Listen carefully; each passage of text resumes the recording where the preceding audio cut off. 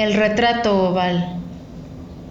El castillo al que mi criado se había atrevido a entrar por la fuerza para evitarme pasar una noche al aire libre, malherido como estaba, era una de esas moles grandiosas pero tristes que llevan años alzándose hoscas entre los Apeninos, no solo en la imaginación de la señora Radcliffe, sino también en la realidad. Tenía el edificio todo el aspecto de estar recién abandonado, aunque fuera temporalmente. Nosotros nos instalamos en uno de los aposentos más pequeños y menos suntuosos de una apartada torre del castillo. Los adornos de la estancia eran lujosos, pero deslúcidos y viejos. Las paredes estaban cubiertas de tapices y engalanadas con numerosos y variados trofeos heráldicos, y una insólita cantidad de vivaces pinturas modernas con grandes marcos de arabescos dorados. Estas pinturas, que cubrían no solo la superficie casi entera de las paredes, sino también los numerosos recovecos que la estrafalaria arquitectura del castillo exigía, me suscitaron un profundo interés, quizá debido a mi incipiente delirio, y siendo ya de noche, rogué a Pedro cerrar las gruesas contraventanas de la habitación, prender las torcidas de un alto candelabro que se erguía junto a la cabecera de mi cama, y abrir de par en par las orladas cortinas de terciopelo negro que formaban el dosel. Con todo esto quería entregarme, si no al sueño, al menos a la contemplación intermitente de estos cuadros, y al estudio de un pequeño volumen hallado sobre la almohada, y que contenía una crítica y una descripción de los lienzos. Mucho leí, devota y fervientemente miré. Raudas y gloriosas volaron las horas, hasta llegar la profunda medianoche.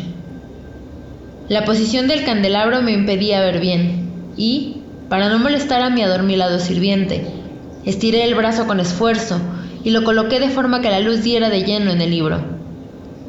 Pero este hecho produjo un efecto del todo inesperado. Los fulgores de las numerosas velas, pues había muchas, cayeron sobre un recoveco de la habitación antes oscurecido por la sombra de una de las columnas del dosel.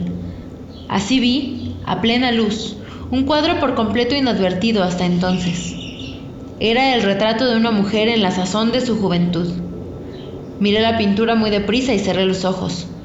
En un principio fui incapaz de entender por qué lo había hecho, pero mientras seguía con los párpados cerrados, rebusqué en mi cabeza el motivo.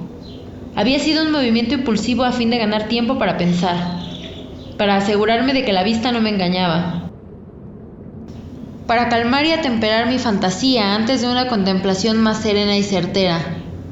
Instantes después, volví a mirar fijamente el cuadro. Ya no podía ni quería dudar de que estaba viendo bien, pues el primer destello de las velas sobre el lienzo pareció disipar el sopor aturdido que me trastornaba los sentidos, espabilándome con el susto.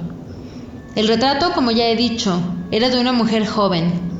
Solo consistía en la cabeza y los hombros pintados de la manera que técnicamente se llamaba vignette, muy al estilo de las conocidas cabezas de Sully.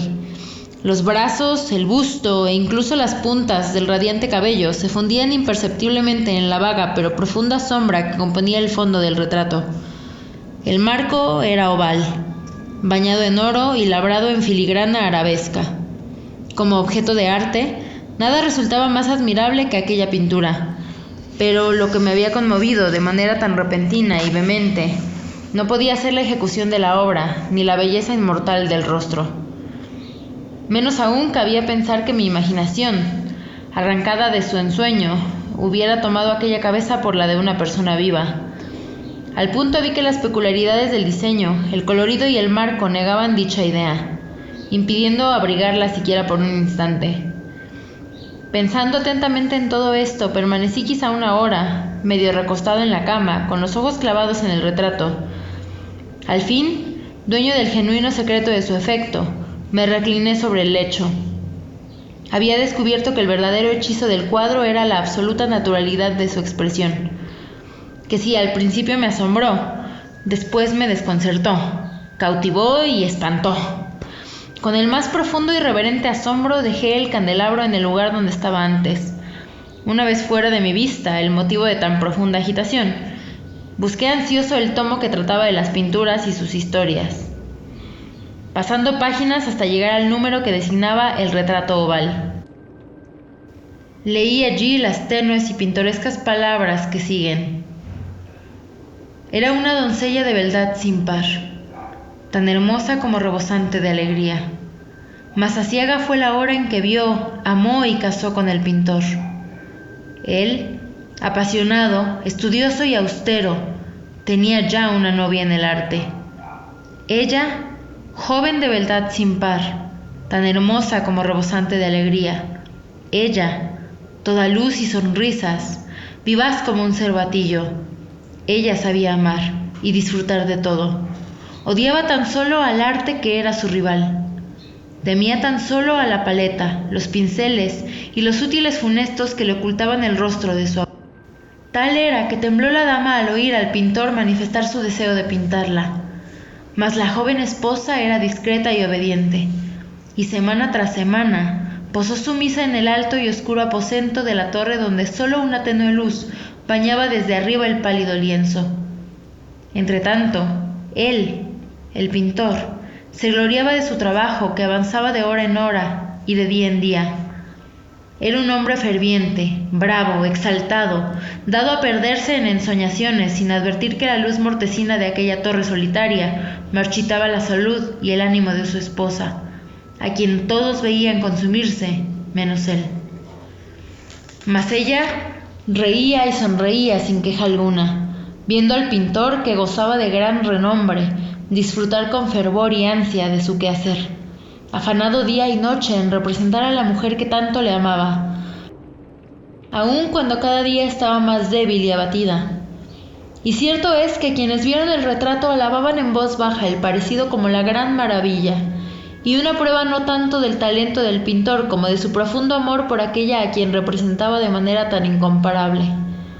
Pero con el tiempo, al acercarse la obra a su conclusión, no se permitió entrar a nadie en la torre, y el pintor apenas se apartaba los ojos del lienzo, siquiera para contemplar el rostro de su esposa. Mas seguía sin advertir que los colores con que revestía la tela los hurtaba de las mejillas de quien posaba a su lado.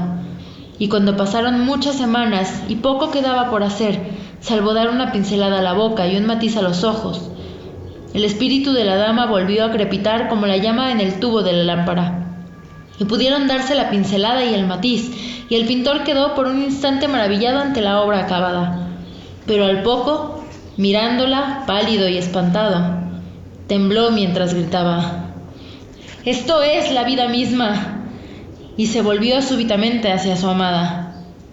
Estaba muerta.